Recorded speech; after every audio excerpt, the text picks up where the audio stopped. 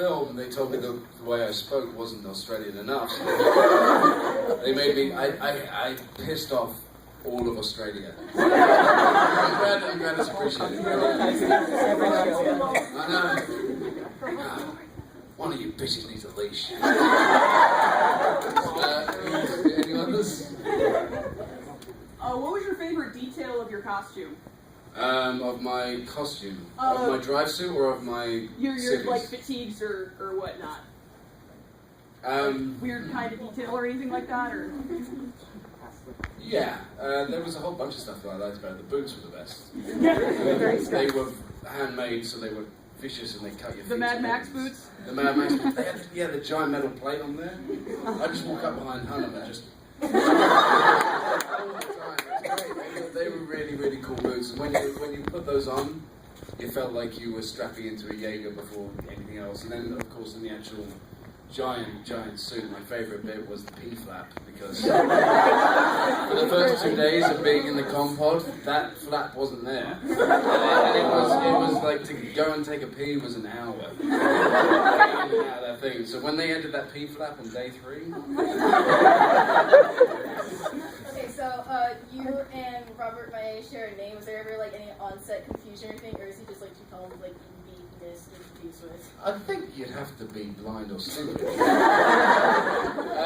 Robert, he was big. He's 7'3", 300 plus pounds. He's a really, really, really, really big guy and gentle as you can be. There was never any confusion. There was confusion with Max Martini and Max the Bulldog. Come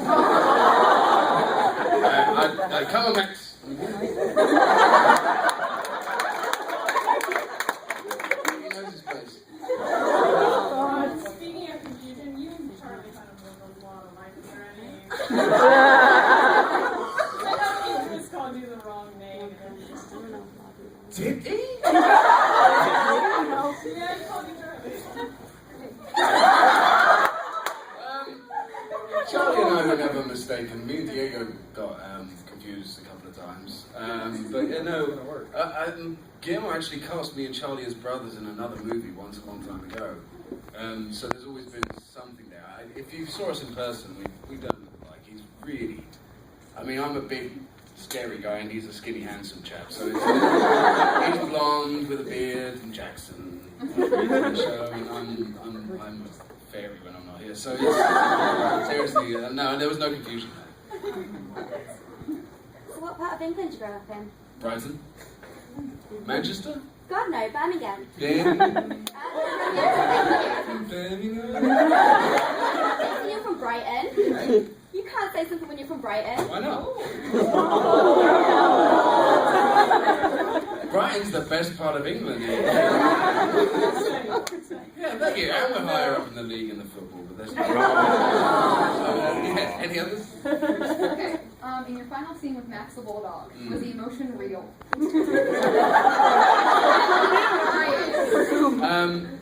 They were real tears. There was no tear stick involved. It was actually, it was a really good scene.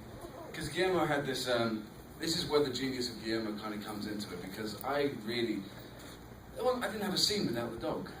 And it's really hard to work doing serious stuff when there's a...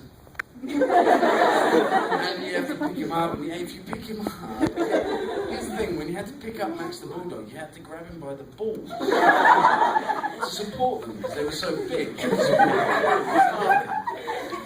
So it became very distracting working with him. And I said to Guillermo, I said, look man, this is a really heavy, serious scene. Can I just have one scene without the dog? And he made a couple of really great points. The first one was, you're such an asshole that you can't hate somebody who loves a dog.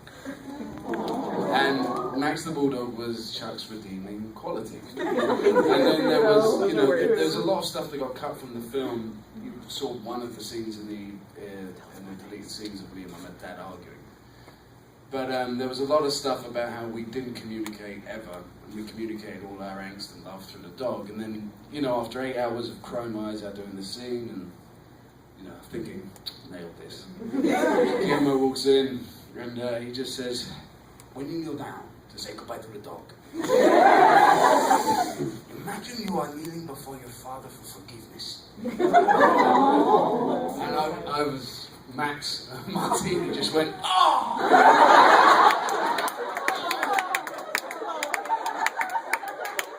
And that was when we realised that he knew what he was doing. Any others? I'm sorry, but what was just your favorite part about being a part of this movie? My favourite part about being a part of this movie. It's a deeply personal thing, I think. I mean, obviously, there was a lot about the film that meant a lot to work with Guillermo again. Was, to finally do a film with him was a big deal. But for me, it was. If those of you who know anything about my career, if you do at all, this was my first lead role in a movie, and a kid from nowhere that comes from where I've come from, and having had to walk away from a big movie before, never thinking I would get that day. And going to London, my home city where I lived for many years, taking my mum and dad who were in their late 70s to a movie premiere that I was in. That was kind of like the whole point. Any others? So I just want to talk about your fight with Raul. Mm-hmm. What was that like? Like, I heard you broke your nose. He did break my nose. He did break my nose. Charlie got injured during the rehearsals for that, so he didn't have as much time to learn it. And I trained as a stuntman for years, so it was very easy for me to do. And then it was 3 days of fighting, doing that scene. And there's a scene where Charlie knocks out my knees, and I had bruises, my legs were black. And then a couple of times he punched me full on in the face when he got his range wrong. That was fine as well. But there's a couple of awesome sections near the end as well. There's a bit where I come swinging in and he's just like... And originally the fight was about 8 times longer, and he was slapping me in the face, knocking slap like that. And they couldn't get it to work, so I just said, slap me. And 3 days of him slapping me, and it didn't even make it into the film. And you see it on the behind the scenes stuff, like Charlie just, like, we're talking together, and he just goes, you know when I slap Rob like this, bang, and then I chase him around. But yeah, the bit where he steps up, swings over and does that, he was wearing a big steel toe cap boot, and he kicked me right across the face. Which, came out with blood pouring down my face and my eye weeping. I'm like, good. And there was a big, my character, they'd already put a scar across here from where he punched me. And we go to the end of the makeup track at the end of the night, and they're trying to wipe it off. It hurts. And they realised that Charlie had actually cut me in the exact same place as my character. I was very lucky. But that was probably my most enjoyable 3 days of filming. Really, really enjoyed it. I'm going to say a couple of things that I don't know why the sword was a last resort, if anyone Before you ask. If there's any other questions, I'm sure I can answer a lot of the technical ones, but go on. Besides the scene that we did see in the deleted scenes, there's like 4 hours that we have not seen. So are you able to say things like, what is your favorite scene that didn't actually make it? Are you able to say that? Or? Yeah, there was a great scene that we pitched and we wrote, and we were going to put together, and Guillermo loved the idea, which was we started setting up, which was when Riley and Marco go in the drift for the first time and they lose it. Gypsy starts powering up with her plasma cannon and everyone evacuates. Originally, me and Max were going to go and jump into Stryker and pin her down. And you'd have Stryker wrestling Gypsy through the Shatterdome.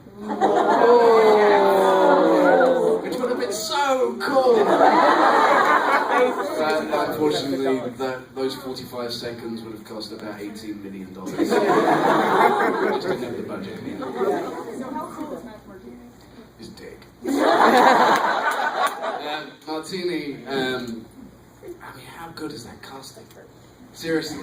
Like, when my audition, Guillermo comes in and he says, you're not going to believe who played your father. I don't know why I do Puss in Boots every time. I'm not going to believe who's playing your father. And he shows me this video. I'm like, my God. Because somebody else got this part. And there was a 3-day overlap and he couldn't come and do it. And then when Guillermo saw me, he was like, it's clearly, they're obviously related, they're both ginger for a start. It was great, and then me and Max, we see each other, we go fighting all the time now, not in the street, boxing. He's one of my best buddies still, and he hates the fact that he plays my dad. He's only 13 years older than me. You ever see him? Any more? Of all of the Jaegers in the movie, if you had a choice, which one would you have wanted to drive? Stupid question. I'll tell you what. In hindsight, I would like to drive the one that had ejector capsules.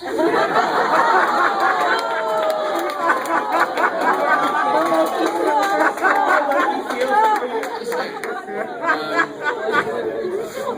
I'm not sure why a Mark V didn't have ejector capsules. Maybe it did, but it turns out that's the case. Obviously a Mark V is bigger, faster, stronger, better. And better looking. Interesting pop quiz. Strike Eureka was the original model for Gypsy Danger. Yes. Anybody know that? Really? Guillermo thought it was too arrogant, so they put me in. Alright, so what's your favorite kaiju from the film? You know the names everywhere. Can't be Slattern, can you? Slatten's a big badass, and if you played the game, he's just that tail sweep he does. Yeah, no, Slattern, he comes up and twists his tail. Yeah, I'd probably go with Slattern. Biggest, strongest. Even a 2,000 megaton nuclear explosion didn't stop him. So I'd probably go with Slattern. Okay, it may be a bit of a retrospective question, but a lot of people are trying to compare Pacific Rim to like the beginnings of like big sci-fi series like Star Wars or Star Trek. Like it has that small beginning, but there's a big universe behind it. Being a part of something that has that sort of potential, like in knowing where other stars have gone on from that point, how do you feel about that? Well, that'd be great, but I won't be in it.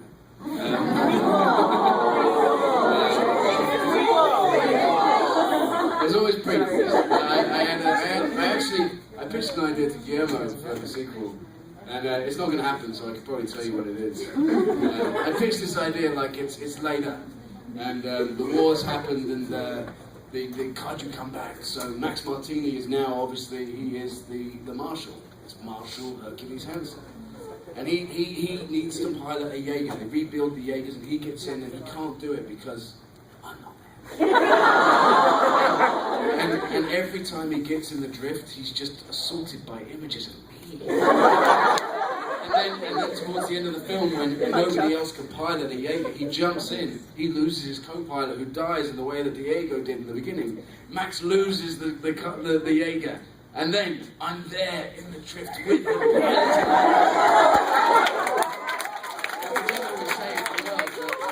I told that idea to Guillermo, and he just went, "Oh, you crazy motherfucker!" He never went. I think he genuinely thought I was joking, but I was serious. Okay. Here's the interesting fact: it did better than Batman.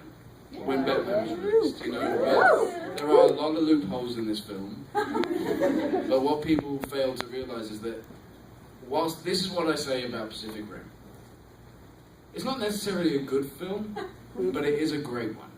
You know, there's a lot of things that I have problems with, like at the beginning when they're knocking planes out of the sky. Fly high.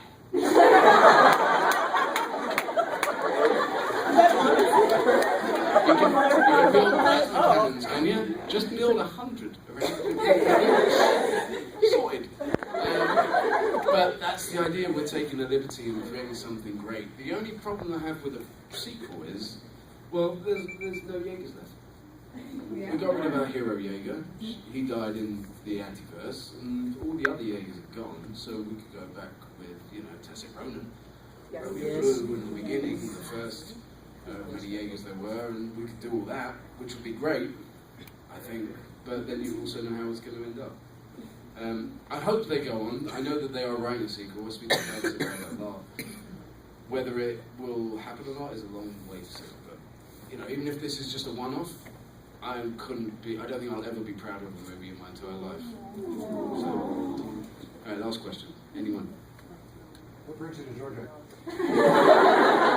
Aside from this convention, Aside from this convention, I'm shooting a movie in New Orleans. I'm doing a romantic comedy with me, Reese Witherspoon, and Sofia Vergara. And, I've got 10 days off, so my friend Lacey lives here, and I thought I'd come and visit. And now, and then tomorrow I'm going to Disney World. I've been in Disney World 20 years, so, and I also lived here 20 years ago.